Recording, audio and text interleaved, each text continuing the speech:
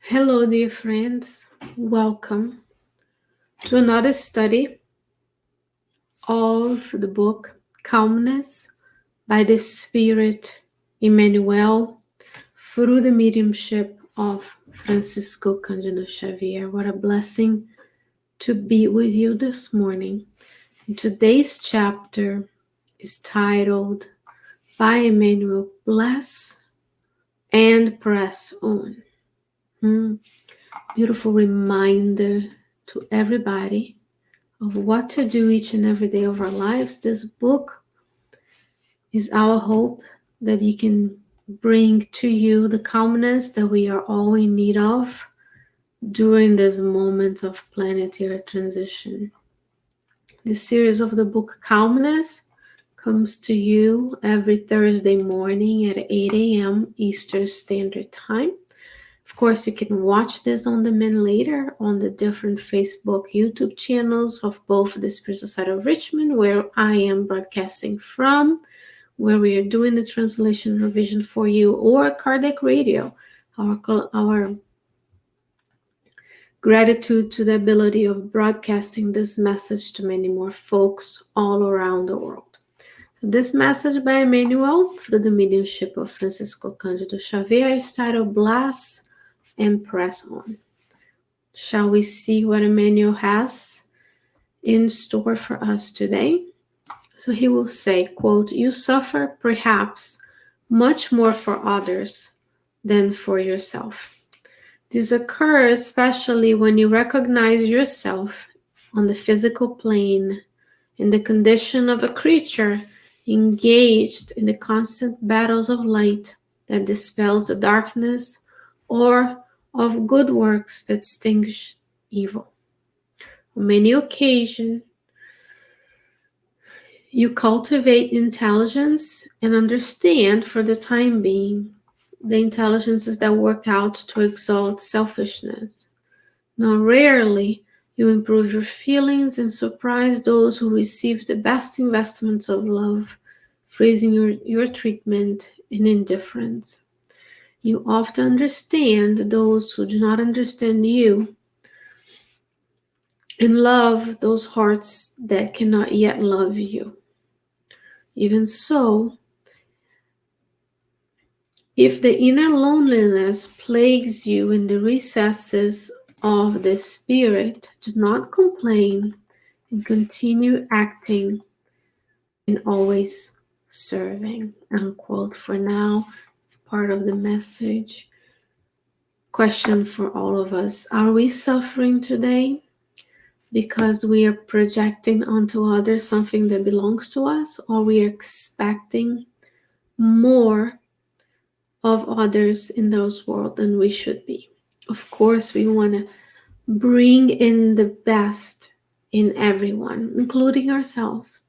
But sometimes we have to recognize that we may be making investments and not being reciprocated. We may be learning, yet sometimes we use that intelligence and knowledge for our own selfish purposes. So at each person, each spirit in this planet has a journey that is unique to them. So are you suffering because of your love for others? Are we able to recognize the importance of caring for others and wishing them well, but also letting them go through their journey and stopping them, of course, if you can, from incurring in a digression from God's love, God's laws and love, of course. He says here, even if the loneliness plagues you in the recesses of your spirit, do not complain and continue acting and always serving. Sometimes we find ourselves doing the best we can to the best of our abilities to everyone around us. We still feel this inner loneliness plaguing us. It is true that each one of us has his or her own journey. We have our journey, but we are still here together fulfilling the law of society that dictates we need to live together in order to progress even faster and better. Because what is intelligence and understanding if you're going to keep it all to ourselves, right? If we are going to keep it all to ourselves, I want to make sure we include everybody. And sometimes they will, people who we love and care for, have the rights to be where they are, and they will reciprocate our activities and our feelings for them, and that's okay. And he's going to say here next, convince yourself that you're going through a world under construction with the duty to build the better life in yourself. However fond you are of certain beings, remember all of us, those who found ourselves in action in the improvement of the planet, are in the condition of colleagues, not always willing to discharge the commitments assumed and always susceptible to errors. Unquote for now. So he's telling us here, we are going through the world that is under construction. What is this world? The world of regeneration. One step above the world of trials and expiations. If you go to the Gospel according to Spiritism, when you read about the different types of worlds, when God is so good, that bring us the multitude of the planets, and Jesus tells us there are many mansions in my Father's house, right? So this world where we are here, repaying debts, going through trials, going through lessons of learning and love, perhaps in missions of sacrifice from a different planet. We all have all kinds of spirits on the earth incarnated right now, but the world is under construction, because the world that we want to construct, ultimately, the law of progress says we will construct a world that is the kingdom, where the kingdom of God prevails, a celestial world, right, where the pure spirits live. So as much as the beings are progressing, evolving through time, we also have the planets evolving through time as well. And he's saying here, we find ourselves in action towards the improvement of the planet in the condition of colleagues, even though we like certain beings more than others, but we are all one team member in the team of collaborators with Christ. So it's up to us to see everybody with their potentiality as a child of God as they are, and see ourselves as able to bring the best that they have inside of them out. And it will continue even more, because we want to read and think a little bit about what we're doing. We want to feel ourselves as the laborers constructing a better world, brick by brick. Because remember, any construction, you have to have a plan. The good spirits help us with the plan and the vision. Then you have to lay the foundation. It has to be solid, the solid ground. That's when we nourish our souls, because when we nourish our souls, we have the foundation of knowledge that we can tap into when the difficulties, the construction itself implies. When you construct something, you build from the materials and you bring something new. So it's the building blocks of our own hearts and minds that we need to construct in goodness with Christ. I want you to feel the release of the anxiety, each and every one of us, and the fear that we have, mostly because we're either focusing on the past or thinking about the future. But see yourself today. What can I do today? What are the abilities I have today for that construction site, which is the entire world? Today you're born and raised in a certain place. You may have moved. That's where you find yourself. That's your GPS coordinates. That's where God wants you. That's where God allowed you to be. so that you can construct a better world wherever you are. And it says here, quote, "It is impractical to carry with us those who voluntarily marginalize themselves in denial. Beloved beings often assume often assume an attitude positively contrary to all the best that we expected from them." Unquote. So sometimes we have the right to marginalize ourselves in denial, and our loved ones are looking at us saying, "I can't carry you like this." Imagine the work we give to our mentors each and every day when we have assumed commitments prior to reincarnating on the earth, and then today we are saying, I better do it next time. And they continue to bless us and continue to press on. They continue to bless us with their companion, with their inspiration and guidance. And Emmanuel will continue. Quote, "We have those who are anesthetized in the uselessness and the superfluous, forgetting that material resources are loans from divine providence for the execution of the tasks that they have to perform." Here's the importance of material resources. Material resources are loans from divine providence. There's a whole book about money by the Spirit Emmanuel published. You can go to the United States Spiritist Federation and get that little book of inspirational messages about money. So when we have the material resources, we have a safe house, we have resources to be here together. It's all material resources that I'm using to reach you and to spend this time together. Those are loans. So it's important that we use these loans constructively, sharing this message, liking it, so it can be offered to others so they can benefit as well.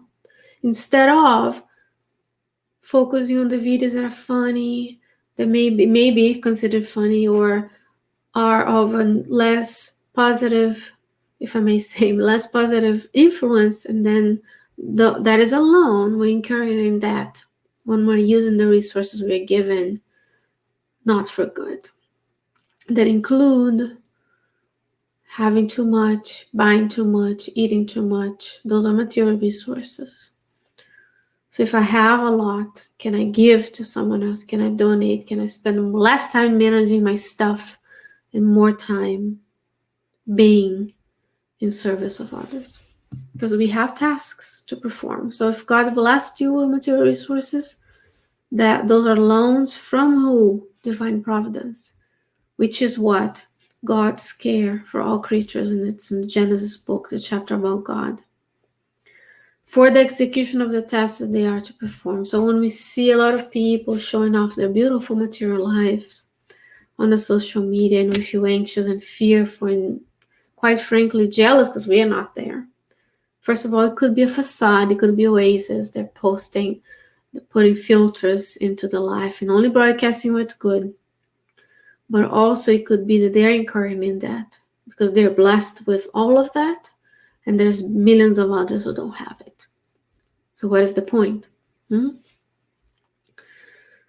What else? It says here, those who wander in the course of an entire existence looking for the reality of God as one who lights a candle to see the sun.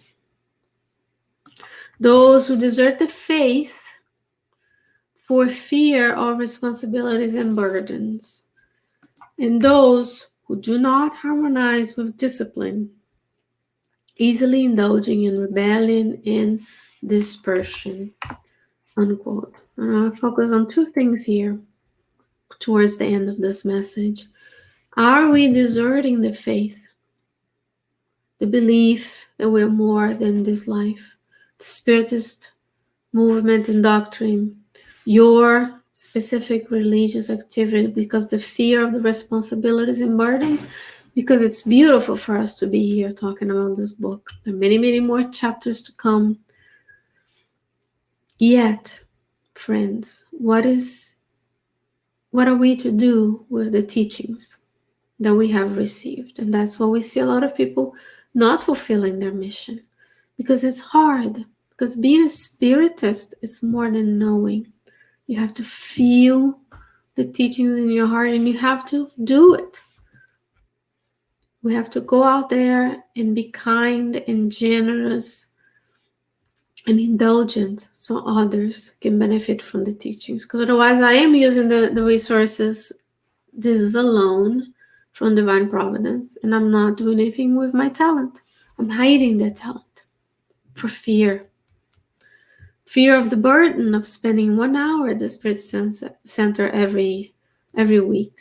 How many hours have the good spirits helped us, inspired us? Chico Xavier, how many hours has he spent to give us 400 plus books? Divaldo Frank, so on and so forth. So sometimes we are fearful. We say, I don't want to go. I don't want to spend an hour translating a message and sending, recording and posting, so on and so forth, saying a prayer. You can do this. You don't need permission. You can translate as long as you don't monetize, right? You can read it to your friends, say a prayer, send it to them instead of click, click, click, scroll through the social media. No selectivism. So there's a lot that we need to work on this life. And those who do not harmonize with discipline, indulging in rebellion and dispersion. How many of us today are not harmonizing with the discipline of hygiene, the discipline of staying at home? We have a blessed home. There's homeless people out there. There's refugees who don't have a home, live on tents. There's people who would love to have a home, and we're complaining about staying home.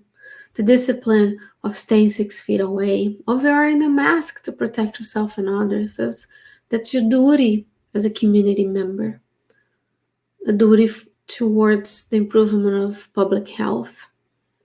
When we don't want to take a vaccine, the discipline of saying, I am here on the earth, I am a member of this community, I can do this for the benefit of others. The indiscipline of not having a time to wake up and go to bed, eating whatever I want, doing whatever I want, like as if my life is due to me. But actually, our lives are due to the grace of God. God can take it anytime. If you're still allowed to be here, we need to look at the examples on the books. Go look at the example of Jezeel or Stephen and Abigail on the book, Paul and Stephen. How much discipline they had to study, to work, to inspire Saul to do what he did. In the books of André Luiz, there's no superior spirit leading spiritual aid missions without discipline. And we dream about having a beautiful life on the earth, using all the material resources. And then it causes anxiety, stress. We have to work so much. We have to have all this stuff that we think is important for us. So it's important that we harmonize with discipline, harmonizing ourselves with the time we still have, with the resources that we have, how we are organizing our lives to serve God.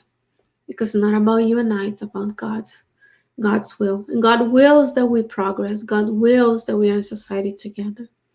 God is willing for the planetary transition. It's time that we discipline ourselves to be allowed to stay around.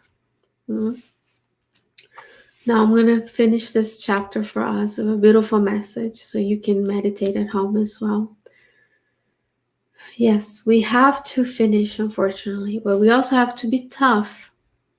And it's not tough love, it's just love. We have to go deeper, one more layer, and see what does that mean in my life. How is the teachings that I'm receiving benefiting not only my growth, but the growth of all of those who inhabit the planet right now with us in both realms of life. Quote, do not stop on the road you need to travel in order to dispute, support, and understanding. The support we can offer for the sake of others is always a benefit to ourselves, and understanding comes from the maturity that only time and experience can accumulate. If you know companions who distance you from the path that you are dedicated to learning, and you need to stay, work, and serve in the harvest of light. Surrender them to God and press on. God has the resources to help everyone and help each one of us.